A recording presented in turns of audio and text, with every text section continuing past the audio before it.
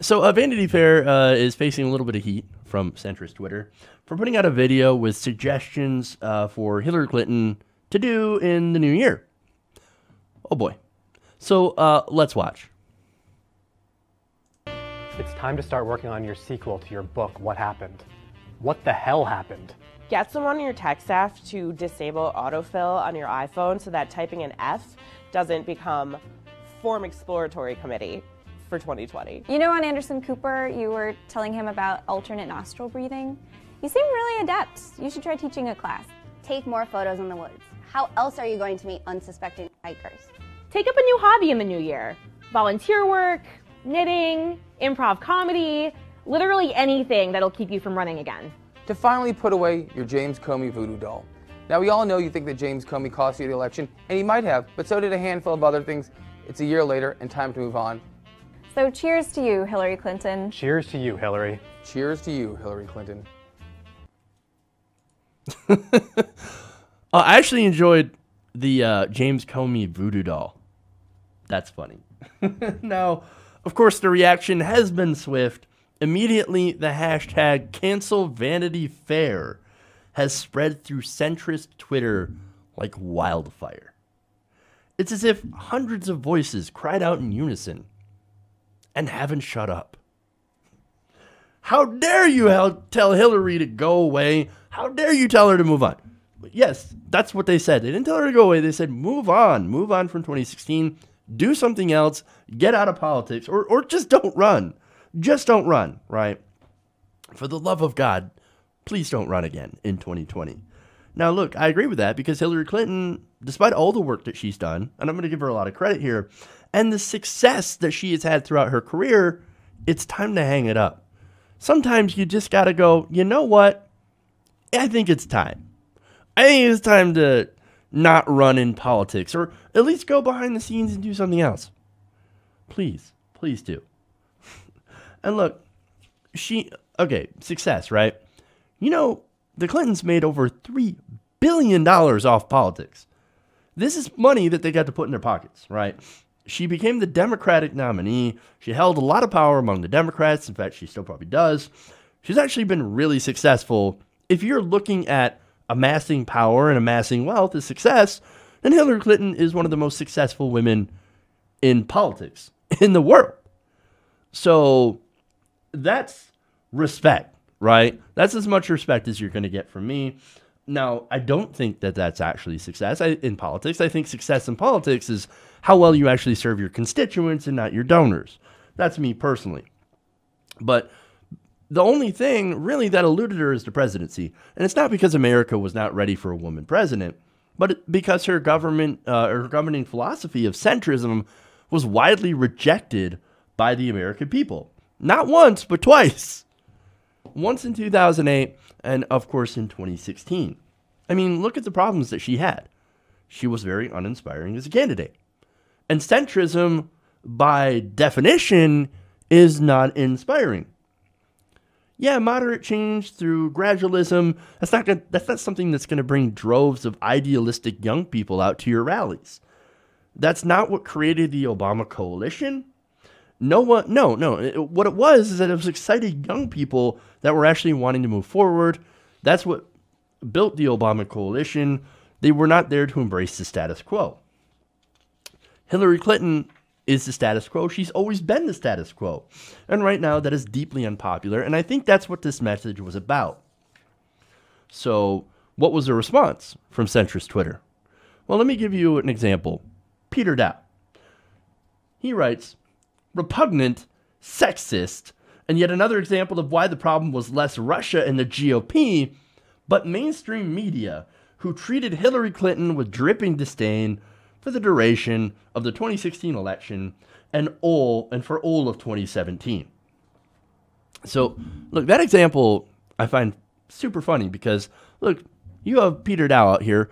He points out sexism, which I think definitely played a factor. It definitely is a thing when there's any woman aspiring to power, or in this case, aspiring to higher office. Sexism is definitely a problem in our politics and in our society at all, right? But now he's blaming the corporate media for actually reporting For example, he blames corporate media because of the emails, right? I mean, the emails were a legit topic. I think those were something worth talking about.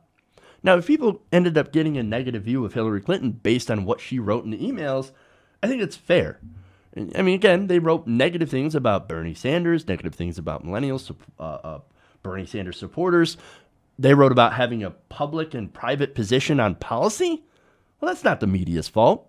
That's her fault for writing the emails. It's also their fault for working against Sanders in the primary using things like CNN and you know, the media and the DNC.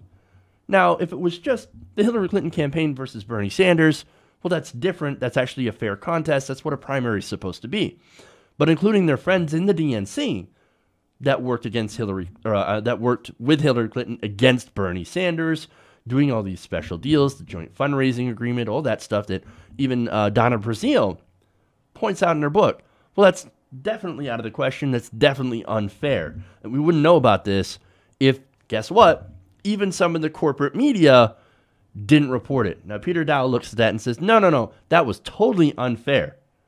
You mean it's unfair to report news? Even though the emails were definitely stolen, you don't think it's a fair topic to talk about emails? Then what can we talk about? Okay, well, let's talk about the fact that she's she was for more intervention in Syria, for example, the no-fly zones. That would have actually created a conflict with Russians. That would actually bring us into a conflict, right? An armed aerial conflict with another country, with another superpower, which could have led to a war. Is that not worth talking about? No, we can't talk about her policy positions on that either. Well, what can we talk about? You can't talk about any of these things. For example, her vote in the Iraq War. Can't talk about that either. Well, you're bringing up stuff from the past in order to smear her when she's obviously changed. Okay, well, that's fine. Let's bring up her change, her sudden evolution on LGBT rights. Well, that's not fair either. What is fair when arguing with a Hillary Clinton supporter? What is fair? Well, there's nothing, because everything comes down to you don't agree with me because you're sexist. And that's what this is. Now, look, if you want to point out that the knitting comment might have possibly been sexist, okay, fine. Maybe I'll give that to you, right? That's not really the point. And it's funny because there's a lot of Hillary Clinton supporters that are pointing to that specific thing, saying, how dare you go tell a woman to start knitting? Okay. Look, here's what I'm going to do. I'm going to say something I probably am going to regret. You know who generally knits? Older women. Now, saying that, you might think, oh my God, Jeff, how could you say something so 100% horridly sexist? No, I'm just pointing out that generally a lot of older women knit. Sexism is saying that knitting is only a woman's job and that men should not be able to knit because that's a woman's activity. No, I think if you're a dude and you want to knit a cap, that's fucking gnarly. That's kind of cool. Like, hey, you want to make your own hats? You want to make your own sweaters? Shit. If you're a dude, you could probably make some really badass sweater designs. That's not being sexist. That's saying that it's an equal opportunity thing. Right? So, but saying that Hillary Clinton should go back to knit, the whole point is that this was a sarcastic series basically telling Hillary Clinton, get over this. Get over 2016. Move on. Do something else. You lost to Donald Trump. That is embarrassing. That is embarrassing as hell. So why don't you, obviously, politics right now, since you were the status quo and the status quo was so incredibly reviled, then maybe you should go on to doing other things. I think that's fair. Okay? I do not believe this video was meant to be sexist. It was meant to send a message of, let's move on already from 2016. Because I know so many people, and myself included, are tired of talking about it. And yet, one of the few people that keeps bringing it up is Hillary Clinton. So maybe, if she decides to move on, maybe then we could all move on. Hey everybody, thanks for watching this video. If you want to see more like this, please hit the subscribe button below. And if you want to support truly independent progressive media, please consider becoming a patron at patreon.com/TYTNation.